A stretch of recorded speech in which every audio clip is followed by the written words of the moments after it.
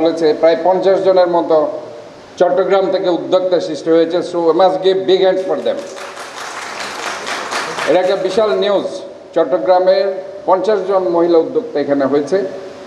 তো আমার মনে হয় আমরা যদি এইভাবে মিক্স আপ করতে পারি তাহলে পরে আমরা আমাদের এই বাণিজ্যিক যে রাজধানী চট্টগ্রাম সেটার নামকে হয়তো আমরা মূল্যায়ন করতে পারব। এশিয়া আন্তর্জাতিক বাণিজ্য মেলা বাংলাদেশ 2025-এর শুভ উদ্বোধন আজ অনুষ্ঠিত হয়েছে।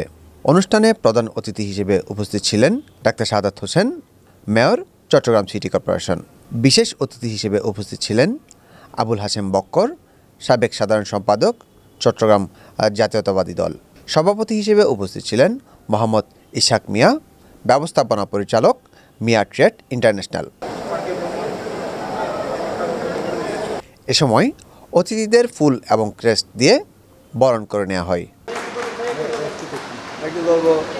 বাংলাদেশের উদ্যোক্তা ব্যবসায়ীদের উন্নয়নে মিয়া ট্রেড ইন্টারন্যাশনাল দীর্ঘদিন যাবৎ কাজ করে যাচ্ছে।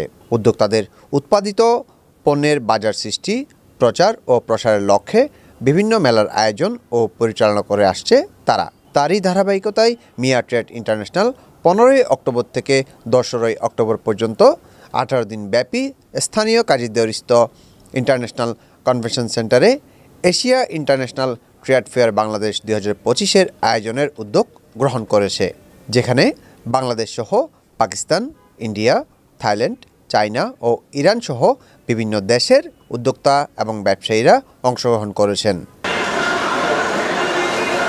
এছাড়াও ক্ষুদ্র নৃগোষ্ঠী সহ চট্টগ্রামের নারী উদ্যোক্তাদের জন্য 50টারও বেশি স্টল রয়েছে এই মেলায়। Jewel Sikder, news desk, News today.